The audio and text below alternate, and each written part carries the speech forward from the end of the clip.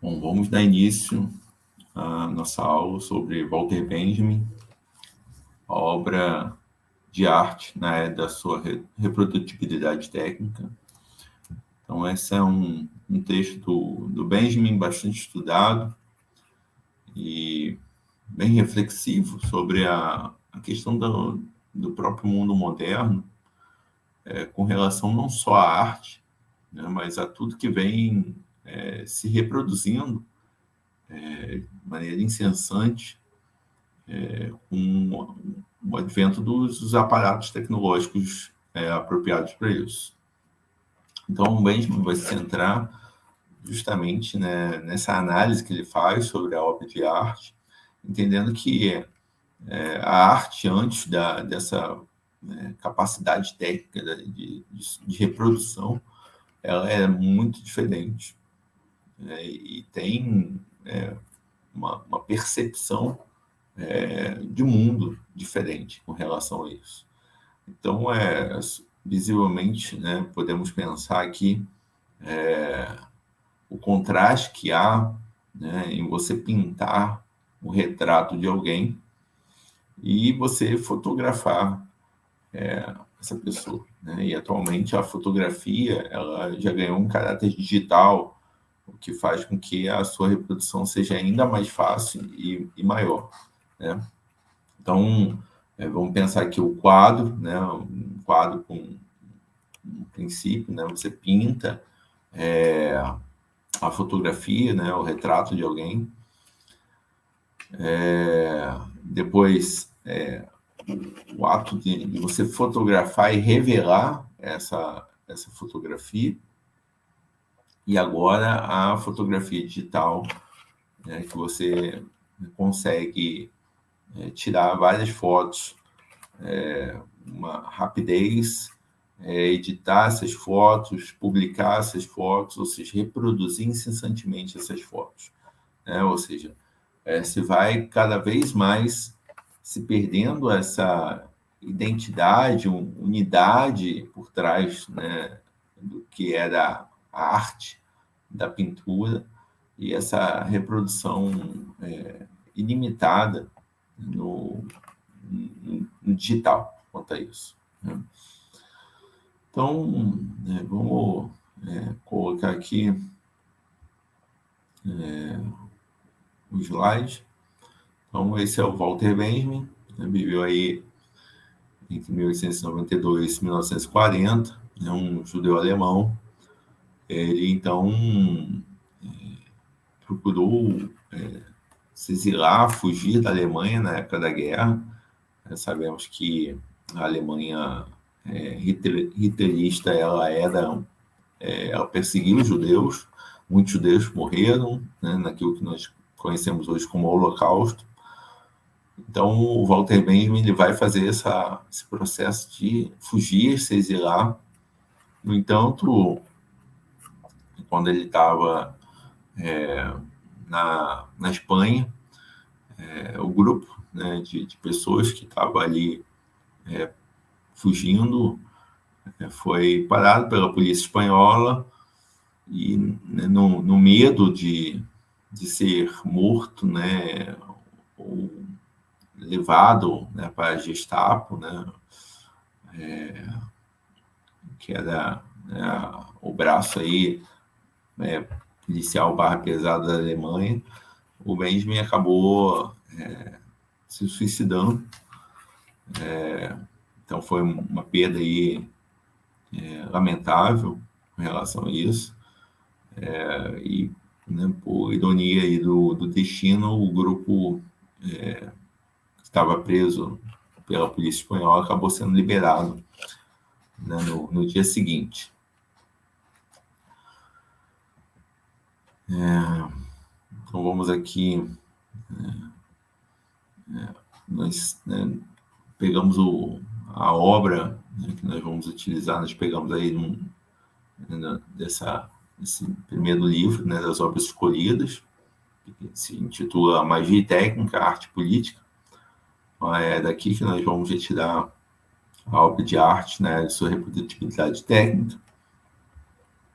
E aqui vamos a um trechinho, né, que eu separei como leitura, para que a gente possa aí debater com relação a isso, né? Então, esse trecho aqui é um trecho em que ele vai falar sobre a questão da aura da obra de arte, né? O que é esse sentido de aura, né? É aquilo que dá a autenticidade da obra, né? Aquilo que faz ela única, o que faz justamente o contraste com essa reprodutibilidade que a técnica apresenta. Vamos lá, o trecho. Então, diz o Benjamin. Em suma, o que é a aura? É uma figura singular, composta de elementos espaciais e temporais, a aparição única de uma coisa distante, o mais perto que ela seja. Observar em repouso, numa tarde de verão, uma cadeia de montanhas no horizonte, um galho que projeta sua sombra sobre nós, significa respirar a aura dessas montanhas, desse galho. Então percebam, né, que um momento de contato com a natureza, um momento que seja singular na experiência vital de alguém, pode ser tomado como aura. Ele deriva de duas circunstâncias estreitamente ligadas à crescente difusão e intensidade dos movimentos de massas. Fazer as coisas ficarem mais próximas é uma preocupação tão apaixonada das massas modernas, com sua tendência a superar o caráter único de todos os fatores através de sua reprodutibilidade. Cada dia fica mais irresistível a necessidade de possuir o objeto, de tão perto quanto possível nas imagens, ou antes, na sua cópia, na sua reprodução. Cada dia fica mais nítida a diferença entre a reprodução, como ela nos é oferecida pelas imagens, pelas revistas ilustradas e pelas atualidades cinematográficas e a imagem. Nesta, a unidade e a durabilidade se associam tão intimamente como na reprodução a transitoriedade e a repetibilidade. Retirar o objeto do seu invólucro, destruir sua aura, é a característica de uma forma de percepção cuja capacidade de captar o semelhante no mundo é tão aguda que, graças à reprodução, ela consegue captá-lo até no fenômeno único.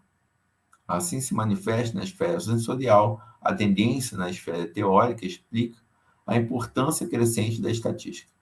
Orientar a realidade em função das massas e as massas em função da realidade é um processo imenso, de imenso alcance, tanto para o pensamento como para a intuição.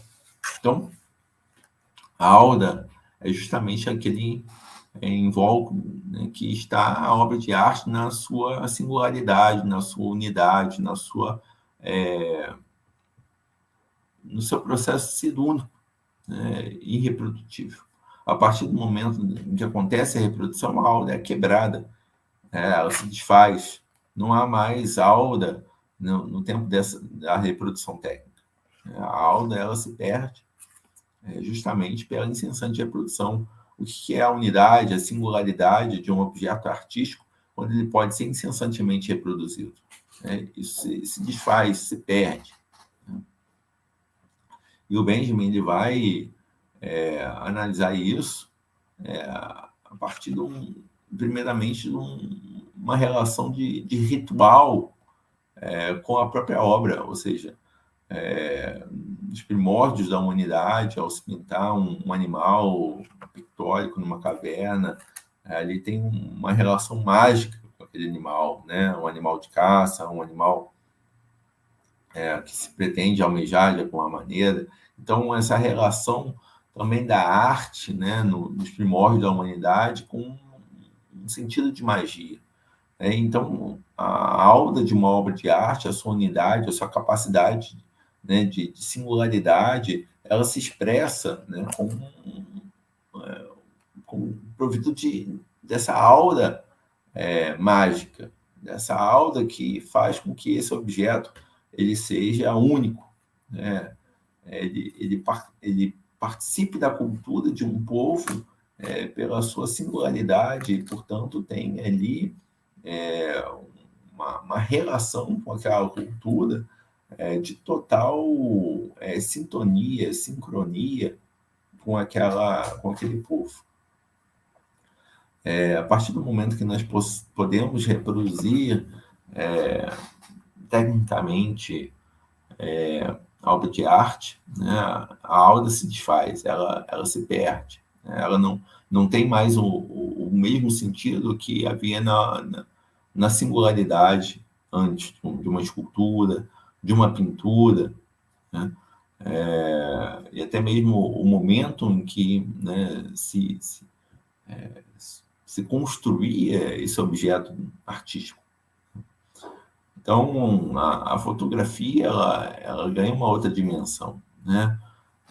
E isso não é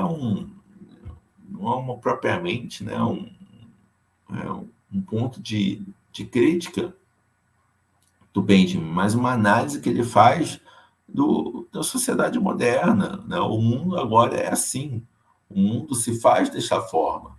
E, portanto, o contraste entre obras diferentes, né, é inerente a isso.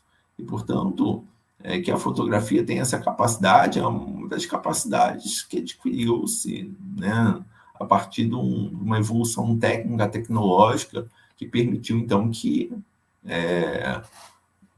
possamos reproduzir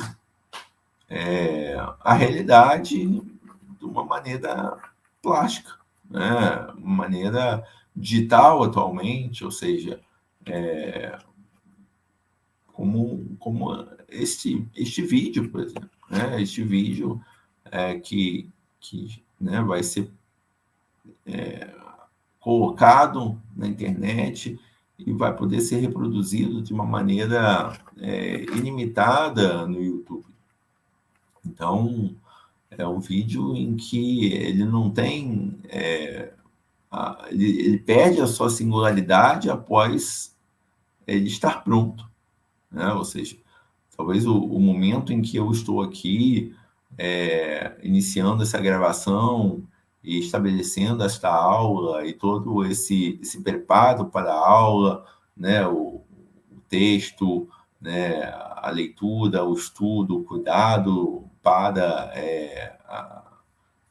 o momento, então, né, da produção deste material, tudo isso se perde no momento em que ele passa a estar nas redes, no momento em que ele ganha o âmbito da internet, né? Então, esse é o contraste, né? Isso é o que permite, né, o âmbito tecnológico da sociedade contemporânea. Então, o Benjamin, né, vai analisar esse contraste nessa obra. Um outro ponto em que ele vai se prender um pouco mais de tempo, né, no seu texto é a questão do cinema, né?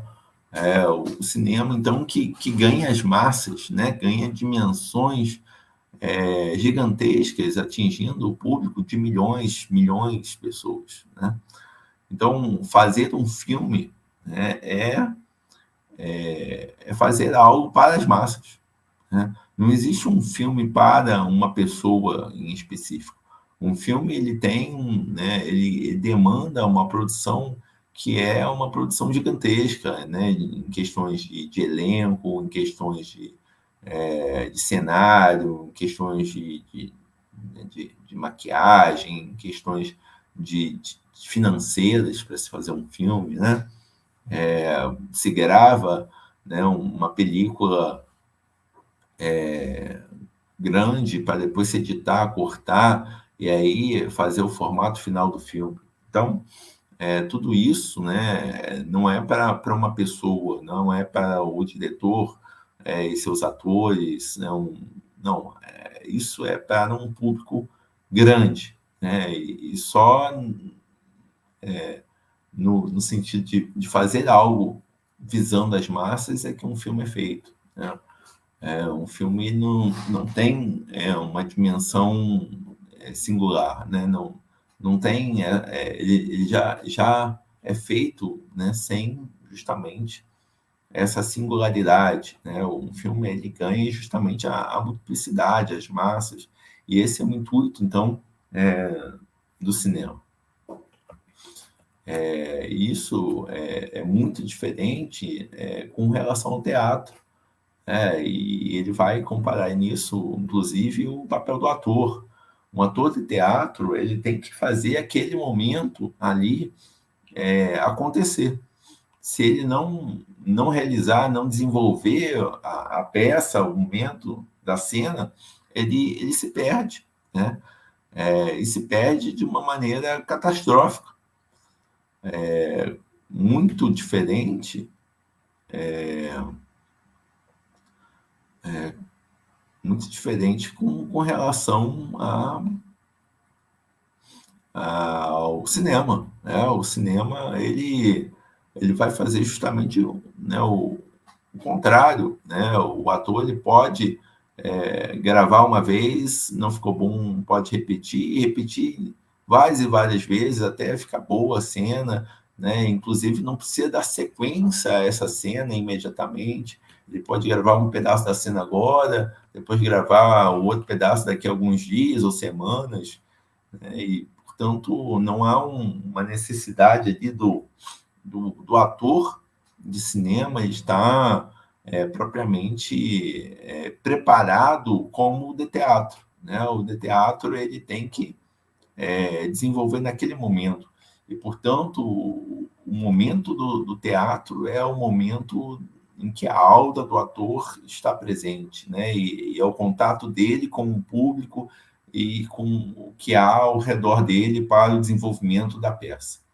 Se o ator não conseguir desenvolver esse momento, ele se perde e ele não tem como resgatar isso. Então, é muito diferente o papel do ator, a atuação do ator no teatro e no cinema. Né? No cinema é aquilo que pode ser feito de uma maneira fragmentada, já visando a multidão, as massas, e o teatro ele se restringe àquele momento com aquele pequeno público no qual o ator desenvolve e faz o momento acontecer, um momento único e singular, né? E por mais que o teatro pode ser amplo, grande, por mais que o teatro possa ter várias pessoas, nunca vai ser na mesma dimensão do cinema. Porque o cinema ele pode apresentar um filme em várias salas ao redor do mundo, né? E uma peça ela acontece naquele momento em específico, com aqueles atores em específico, né? Não é a mesma coisa de maneira alguma. E se nós pensarmos com relação a essa reprodução incessante né, de imagens, né, vídeos, o quanto o aparato tecnológico da contemporaneidade ela muda isso, né? Nós pegarmos, por exemplo, o exemplo do celular, pega um celular. O celular ele permite que nós tenhamos acesso a diversas coisas, né? Ou seja, permite que essa reprodução ela aconteça rapidamente. Eu posso muito bem procurar no celular, no YouTube, no Spotify, Amazon Music, etc. Uma sinfonia, por exemplo, vamos supor, a nona sinfonia do Beethoven, né? E eu tenho aqui, então, a possibilidade de ouvir a nona sinfonia de Beethoven, que exige, né, um conjunto de instrumentos de corda, de sopro, né, de percussão, e vozes de diversas pessoas no seu último ato, que é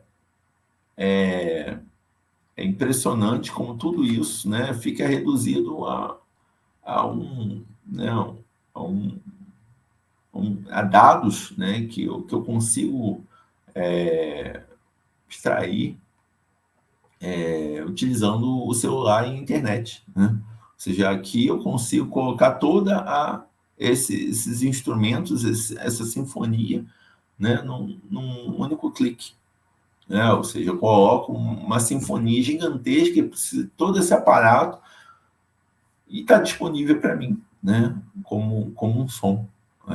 E pode ser reproduzido por mim várias e várias vezes e por outras pessoas ao mesmo tempo, sem que eu precise, então, ter a sinfonia presente para mim. Né? É claro que se eu tiver a oportunidade de um grande teatro, como, por exemplo, o Teatro Municipal do Rio de Janeiro, e assistir uma orquestra em específico, né, como, por exemplo, a USB, tocando a Nona Sinfonia de Beethoven, com aqueles músicos em específicos, com aquele regente, o maestro em específico, com aqueles solistas e etc., é uma outra experiência. É uma experiência, inclusive, que você consegue, de fato, perceber a aura da sinfonia, o que não é possível perceber nessa reprodução do celular. Por mais que eu possa ficar tocado com a música, por mais que me agrade ouvir a música, é muito diferente você estar no momento, naquele momento em específico, no aqui e agora, como coloca o Benjamin, para a produção da sinfonia. Né? O aqui e agora, ele caracteriza isso que é a Auda. Né? A Auda, ela surge naquele momento, ela está presente naquele momento, e ela não é capaz de ser reproduzida. A Auda não é reproduzida, a Auda não faz parte da reprodutibilidade técnica. Então, esse é o grande contraste que há entre a unidade, a singularidade de uma obra de arte e a sua reprodução técnica. Essa é a diferença específica, fundamental, que o Benjamin caracteriza aqui na sua obra. Então, é importante essa reflexão que o Benjamin faz, né, sobre como os aparatos tecnológicos estão desenvolvidos ao ponto de estimular uma reprodução e fazer com que a auda de uma obra ela se desfaça nessa reprodutibilidade. E nisso ele vai analisar o movimento de massas por trás disso, né, ao qual se pretende ali conduzir com essa reprodução técnica, né, que visa justamente as massas, e o cinema é o grande alvo de análise, né, como por exemplo, também no Adorno, na questão da indústria cultural. O Benjamin está aqui, né, olhando, né, a relação do cinema com o fenômeno das massas, né, com a relação que se pode fazer política disso, né, e o seu momento, né, que ele está vivenciando, que é o fascismo. Né? Esse texto do Benjamin, portanto, ele foi escrito em 36, 35, 36. Ele traz, né, essa análise do fascismo. Né? Ainda não é um momento em que a guerra começou, a guerra só começa em 39, né, a Segunda Guerra, mas é uma vivência que ele está tendo com o fascismo. O fascismo já chegou ao poder da Alemanha e está fazendo aquilo que o Benjamin faz, né, que é a estetização da política. E é nisso, né, que eu vou ler agora com vocês o último trecho da obra, em que ele vai falar justamente sobre isso, né, entre essa apropriação da arte pelo fascismo. Então vamos ao trecho aqui.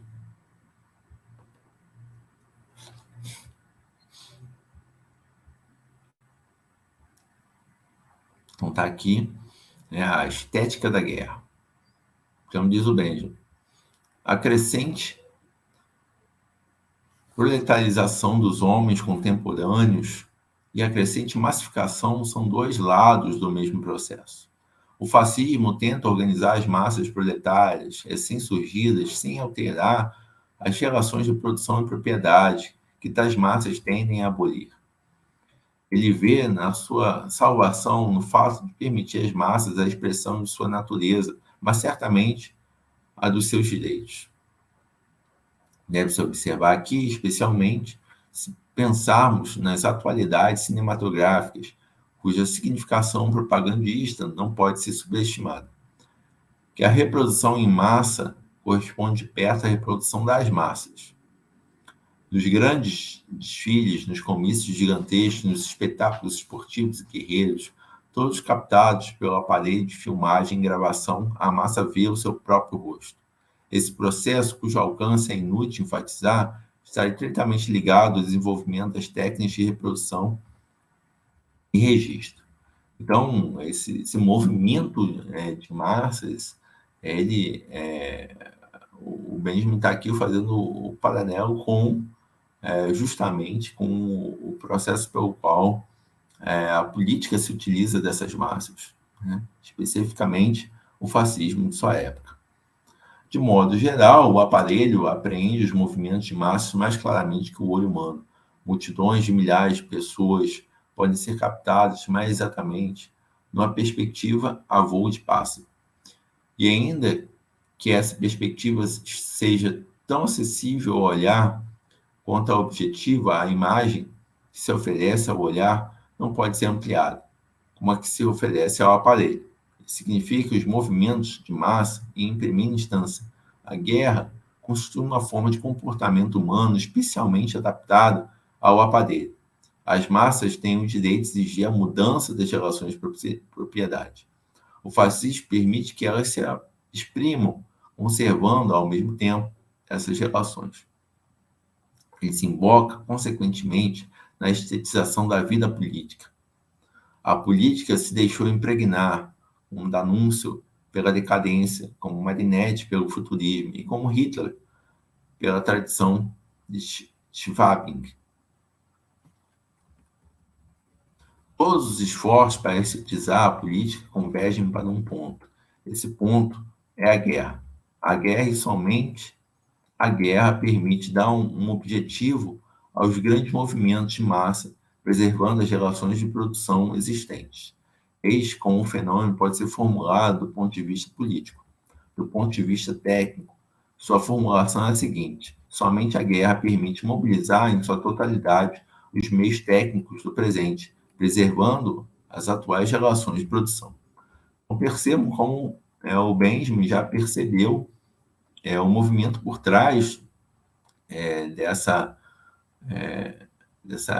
relação que se faz entre um Estado forte, em que as massas devem, então, fortalecer os laços, né, políticos do Estado e devem, então, fazer com que o Estado, né, se fortaleça e vá adiante, como isso vai levar à guerra, né? E a guerra ainda não tinha começado. Esse é o interessante aqui do raciocínio do Benjamin, né? É óbvio que a apoteose fascista da guerra não recorre a esse argumento, mas seria instrutível lançar os olhos sobre a maneira como era formulado. Em seu manifesto sobre a guerra colonial da Etiópia, diz Marinetti. Então, agora é uma citação do Marinetti. Há 27 anos, nós, futuristas, contestamos a afirmação de que a guerra é antiestética. Por isso, dizemos, a guerra é bela, porque graças às máscaras de gás, aos megafones assustadores, aos lança-chamas e aos tanques, funda a supremacia do homem sobre a máquina subjugada. A guerra é bela porque inaugura a metalização onírica do corpo humano. A guerra é bela porque enriquece um prado florido com as orquídeas de fogo das metralhadoras.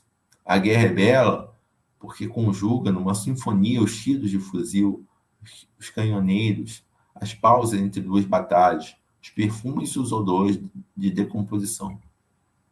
A guerra é bela porque cria novas arquiteturas, a dos grandes tanques, dos esquadrões aéreos, em formação geométrica, de espirais de fumaça pairando sobre aldeias incendiadas, e muitas outras. Poetas e artistas do futurismo, lembrai-vos desses princípios de uma estética da guerra, para que eles iluminem vossa luta por uma nova poesia e uma nova escultura.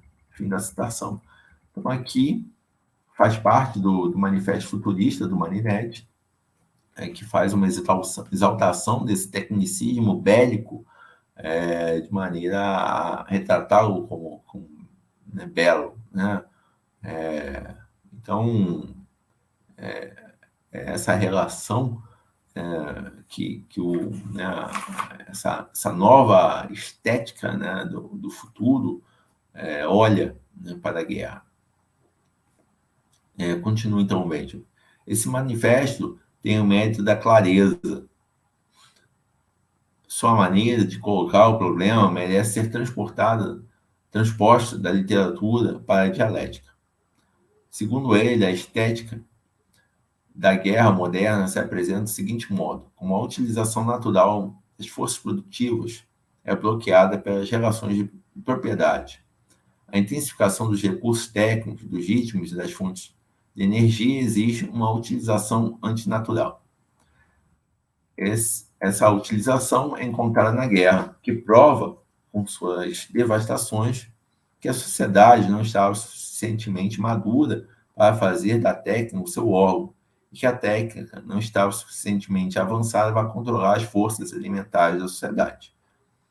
Em seus traços mais cruéis, a guerra imperialista é determinada pela discrepância entre os poderosos meios de produção e sua utilização insuficiente do processo produtivo, ou seja, pelo desemprego e pela falta de mercados. Essa guerra é uma revolta da técnica que cobra em material humano que lhe foi negado pela sociedade. Em vez de usinas energéticas, ela mobiliza energias humanas sobre as formas dos exércitos. Em vez de tráfego aéreo, ela regulamenta o tráfego de fuzis. E na guerra dos gases, encontrou uma forma nova de liquidar a aura. Fiat ars, pedeat mundus, diz o fascismo. Ou seja, faça-se a arte, pereça o mundo, diz o fascismo, e espera que a guerra proporcione a satisfação artística de uma percepção sensível modificada pela técnica, como faz Marinetti. É a forma mais perfeita da arte, a arte pela arte.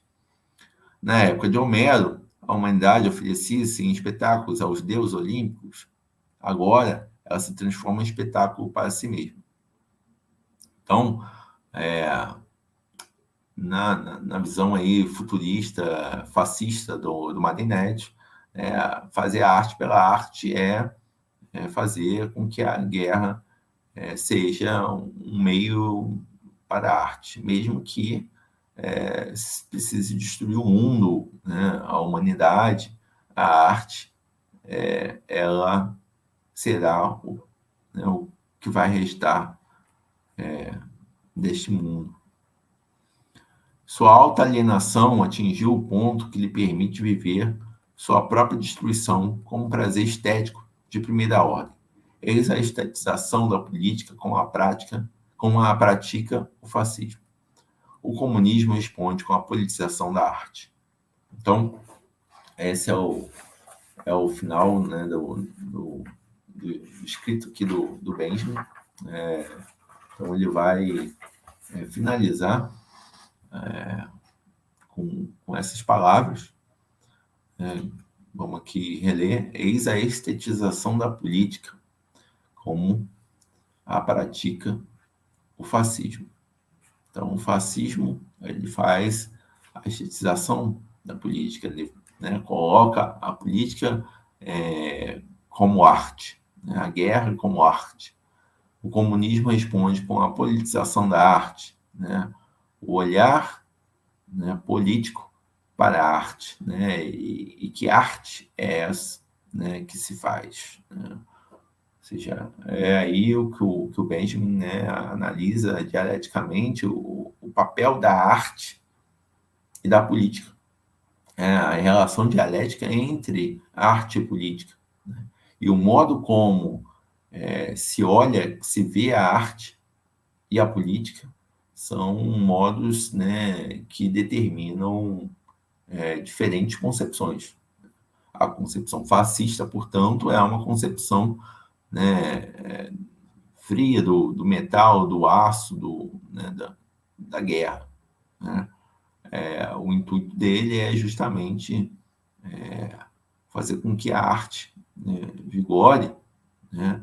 E para isso é preciso uma politização, ou seja, uma crítica, né, que se faz da arte, não, uma visão crítica da arte, né, da maneira como ela se encontra no mundo, né? Ou seja, toda essa transformação na era técnica, ela tem um propósito, né? Não um propósito no sentido de que alguém planejou, mas sim que mudanças técnicas, elas afetam inerentemente a humanidade. Não há técnica isenta, neutra. Toda mudança, transformação técnica no mundo, ela atinge a humanidade e ela causa transformações, né? Então, o olhar para isso tem que ser sempre crítico, né? E é essa a proposta do Benjamin com a sua obra. Então, encerramos aqui, né, a exposição desta obra e retomamos aí depois com a próxima aula. Até lá.